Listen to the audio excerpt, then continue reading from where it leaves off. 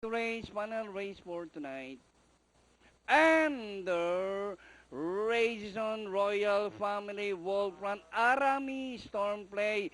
Rushing up is Magic U. Moving up by the rally Crafty Treasure.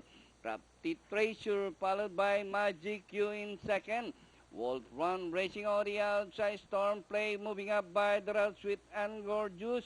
Royal Family Aramis. Presidential down on the inside. Port Last Risk Taker. Ano po Stellar Ace. Alam mo na yan. He's running at the tail of the field. Crafty Treasure followed by Sweet and Gorgeous.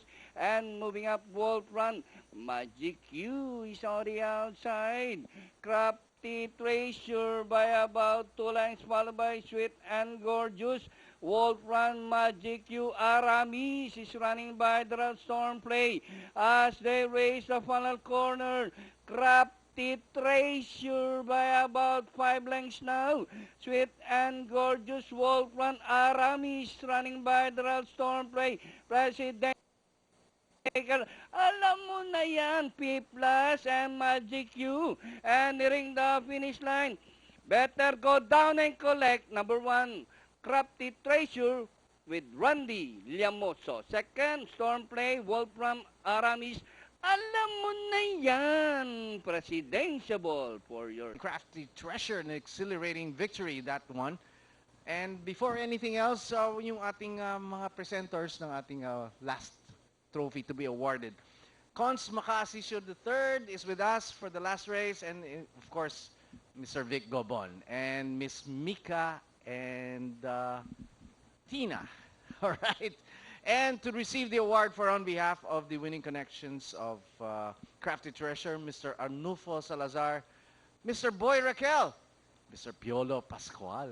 Boy Raquel will receive the award for on behalf of Mr. Arnulfo Salazar and the rider Randy Llamosa. Congratulations po. Ang layo pa nanalo ni Crafty Treasure. Congratulations, Mamboy. Alright, so this brings to an end yung ating 16th edition of the Maro Cup races. At merong sasabihin si Cons Maka before we go. Cons? Thank you, Commissioner Bobok. Siyempre, first of all, papasalamat kami sa lahat ng ating mga major sponsors. Nandiyan ang PCSO, Philippine Racing Commission, San Miguel Bill Corporation, High Gain Feeds, Norquist Motors, Shara Marie Foundation, at Pagcor, at Waterfront Hotel, at Smart Communication, and Norquist, hindi, nabanggit ko na.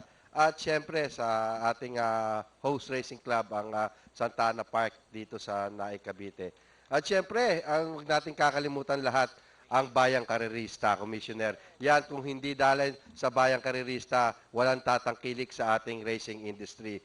So, napakabilis ng panahon. This is the 37th running of Marho. So, sa isang taon ulit, Director Gobon.